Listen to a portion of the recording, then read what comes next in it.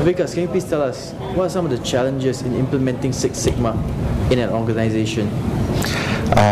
So I personally, I think my experience tells the biggest challenge which you face, depends on what kind of organization, first of all, you're working for.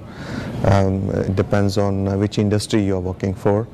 And it also depends on what is the maturity curve, not of Six Sigma in your organization, but maturity curve of your organization as such. So let me take a couple of examples, to explain it better to you. So suppose you're working for a industry who is actually just going to be new in the market, introducing new products, introducing new services. For them, their needs are much different than, say, optimizing costs, where they're more into the investment stage and trying to understand customer expectation and design their products.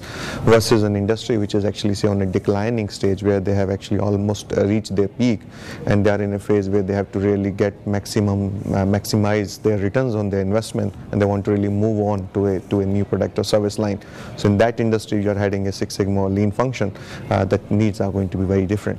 And again, I'm not talking the complexities here, which are actually more of industry specific. The challenges of IT industries are very different than the challenges of a healthcare industry. So all these things really matter, which actually make your life tough. And how do you overcome these challenges faced when implementing Six Sigma in an organization? Yeah, so I think one of the ways to overcome your challenges, actually, which have worked for me, or some of them actually have not worked for me as well, is that you have to be really close to the sponsors. So whoever is the highest level in the organization, you need to be pretty close to him and really need to understand what are his expectations and what does he want to get out of the program. How you define your success, as I've told in one of the earlier interviews, is really key to your success. So defining success, first of all, yourself, not from your eyes or Six Sigma eyes or lean eyes. You are not really, you are just part of the whole game. So you have to define success from a person who is actually paying your salaries, right? So who is actually deploying or a sponsor of the program.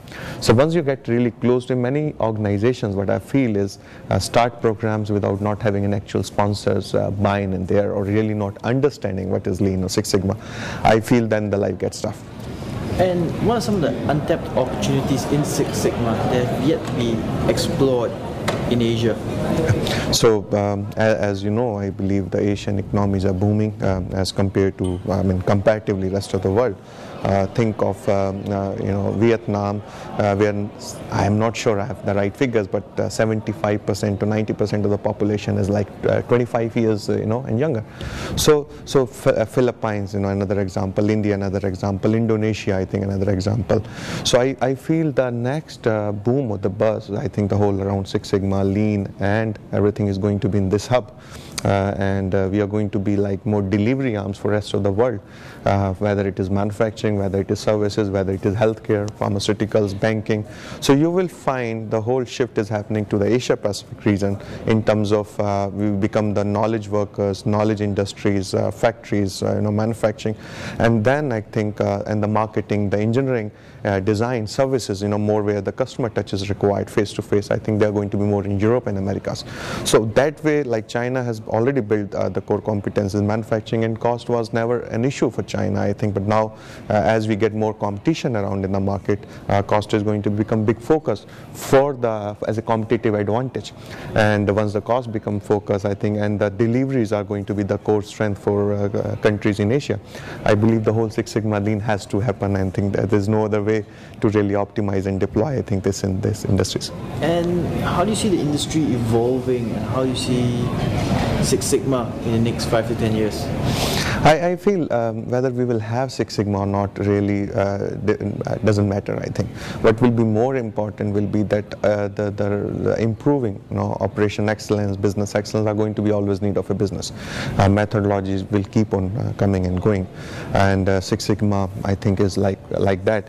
So you may like to, Six Sigma will also get evolved, right? So it's no harm to Six Sigma, I think, but the Six Sigma practitioners like us, I think, are going to evolve it further on the journey, and we may call it as a Six Sigma plus or Six Sigma booster, but it will always be there. How can a conference such as this enhance Six Sigma? So I feel conferences like this are the, I see that as a part of the, learning organizations. I think if you want your organization to be learning organization, if you want to have a good knowledge management, this is you do a lot of things within your organization.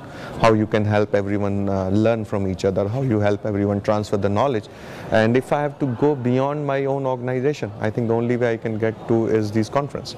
So whether they happen in any part of the world, but you get different minds, different organizations, and sitting in one room for 2 days, I hear what the world's best 40-50 companies are doing, and listen to these people. I think help me to find what are the weak spots for me, and where I can actually leverage. So it is about all the designing companies now do. They try to look at the 50 best design product, and then when they want to design, they say how I can incorporate those principles. I think you can't really just copy paste it, but at least you can follow the principles and then modify it to suit your own industry. So that's how I see it. Thank you very much, man.